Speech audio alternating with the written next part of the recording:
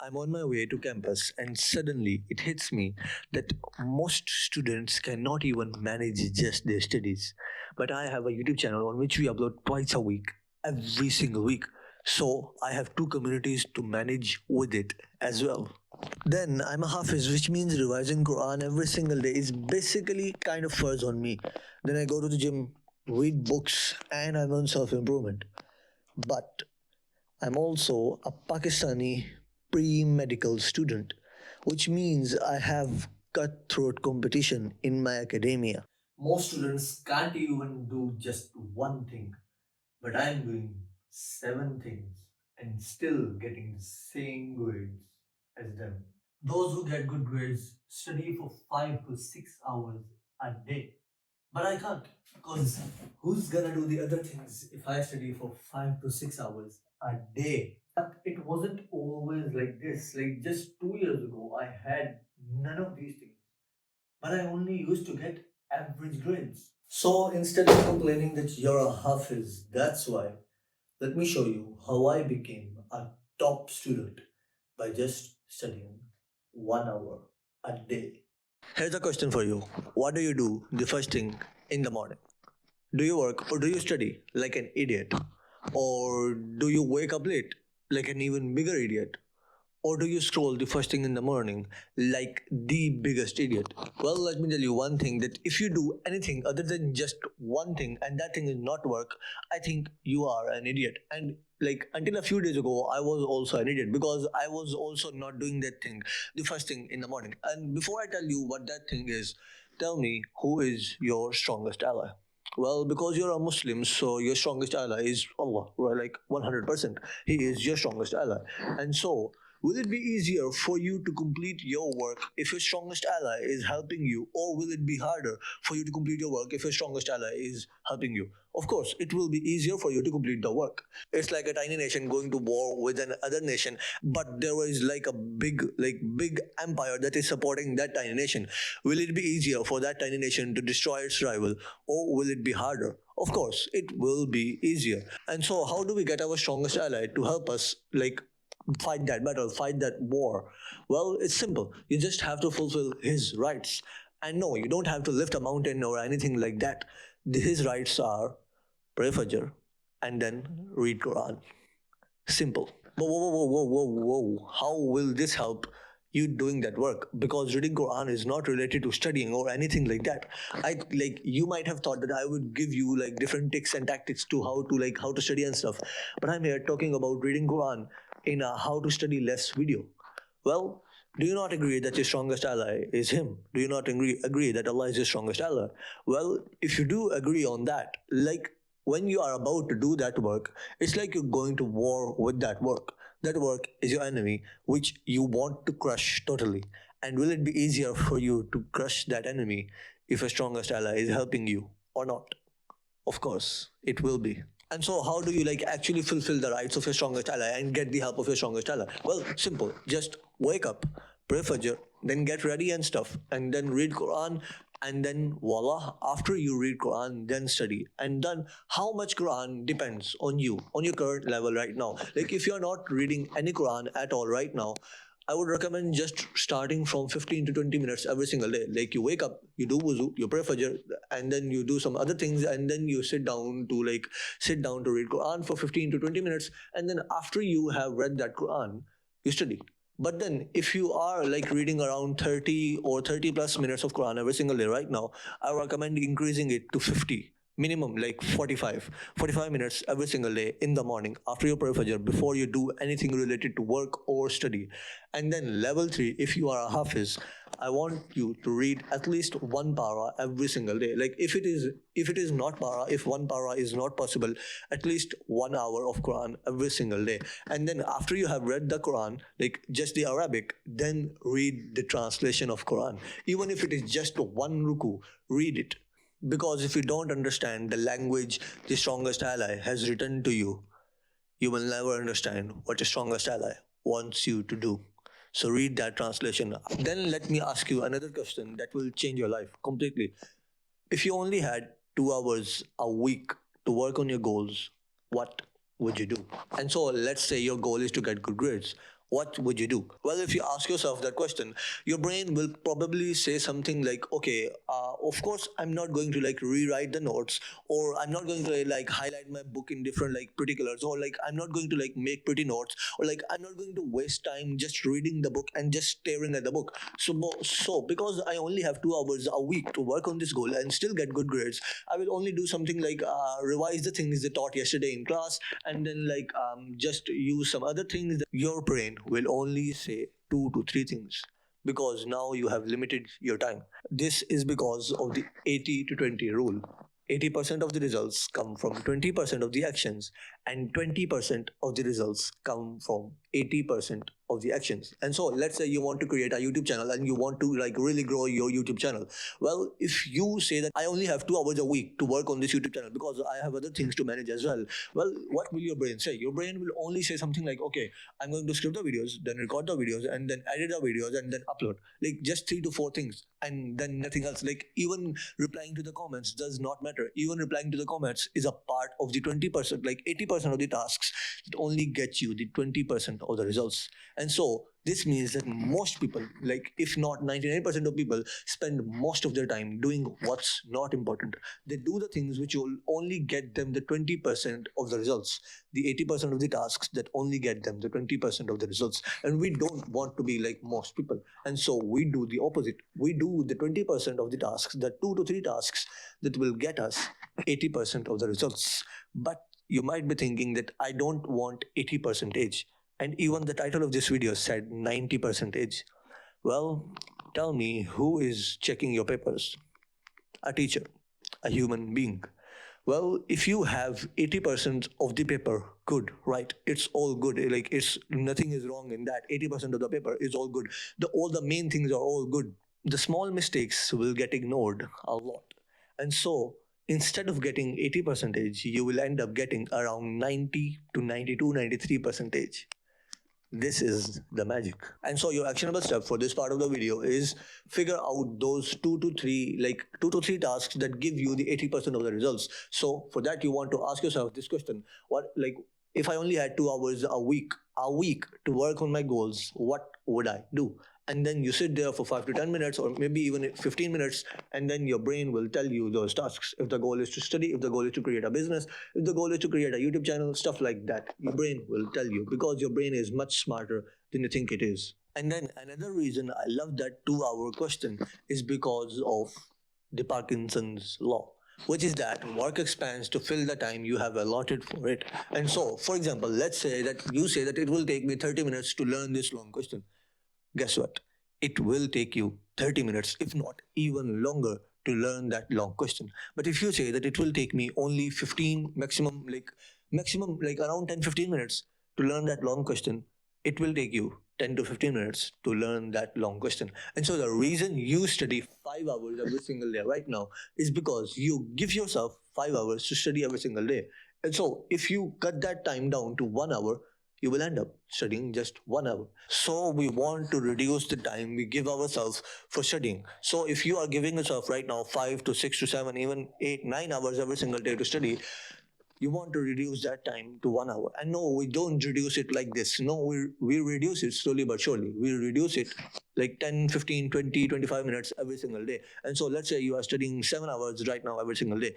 Tomorrow you give yourself just 6 hours 40 minutes to study. And then the next day you give yourself 6 hours 15 to 20 minutes to study. And then next day you give yourself 5 hours 55 minutes. And in a month, in like maximum month, you will be down to 1 hour of studying, and you will see that you are still getting the same grades, if not the better grades.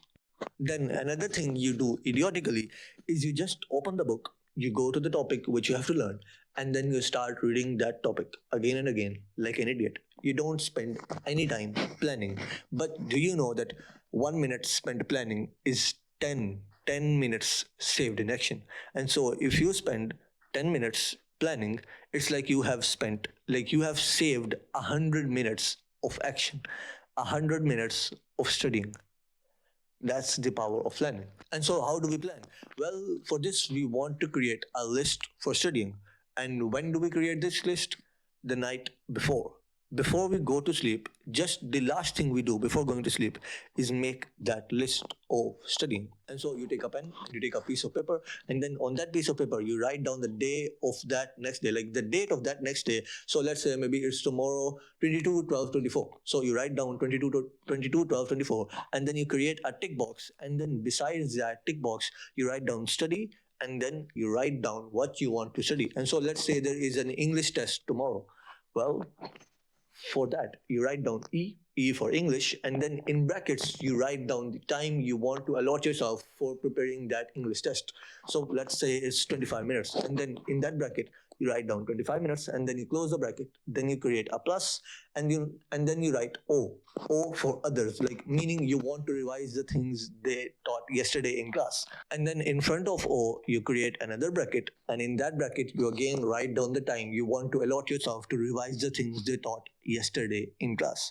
And then you want to close that bracket, and then in at the end of that line, you want to write the total time. So let's say like you want to write the time in which you're going to study. And so let's say you're going to study English for 25 minutes, and then you're going to revise the other things, like the things they taught yesterday in class, for 30 minutes. That's combined 55 minutes.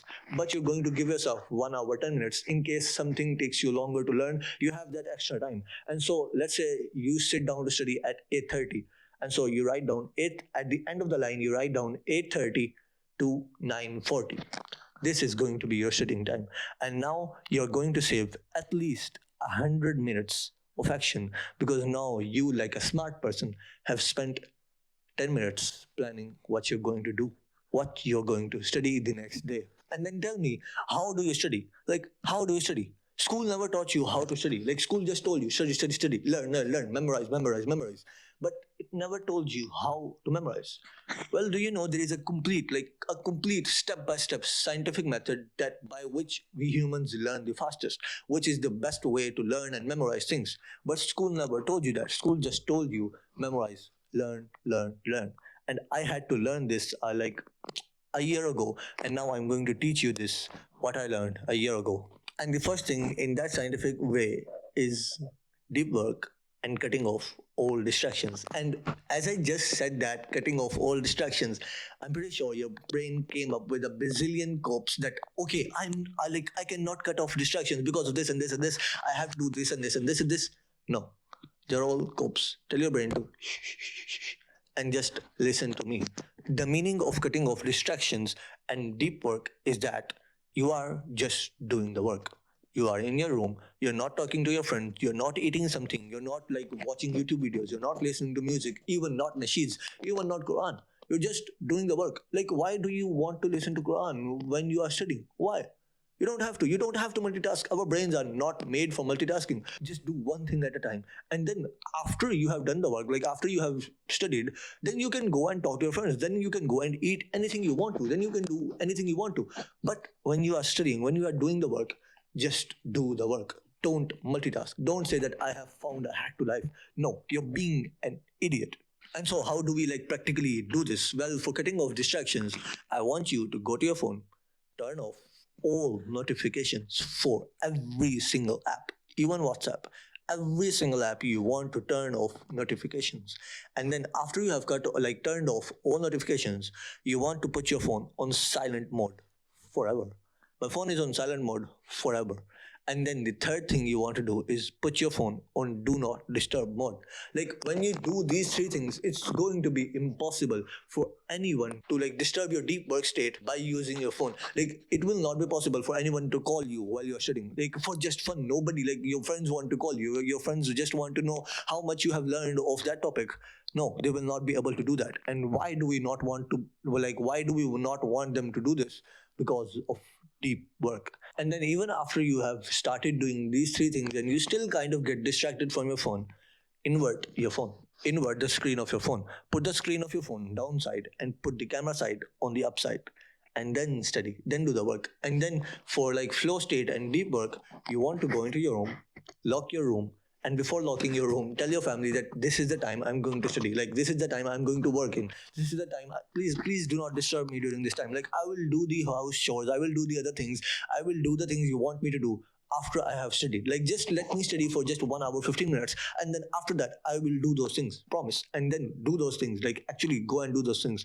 But even after you go and tell your family that do not disturb me, your mom will still barge in sometimes. And that is totally 100% normal. Like, don't get mad at your mom, like, when she comes in and just like, and she just comes in, she has nothing to do, and then she just checks up on you and then goes out. You're like, whoa, I wasn't roasted, I was in deep work. No, don't get angry or anything like that.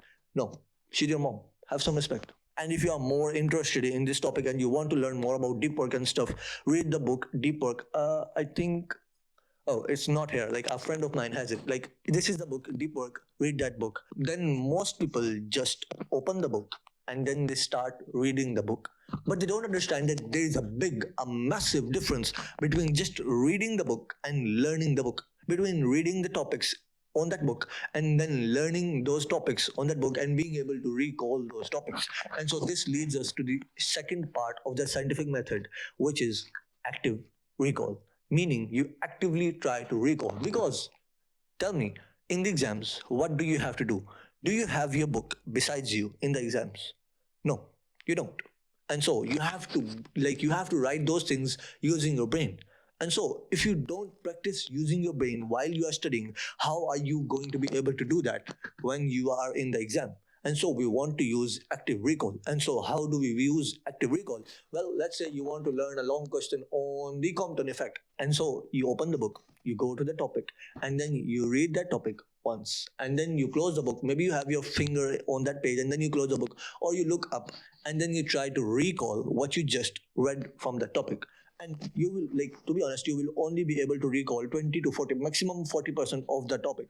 But that is completely 100% okay. And then you open the book again, you go to that page again, like, you see where you forgot, you see the gaps, you see, like, oh, I forgot this, I got this wrong, I got this wrong.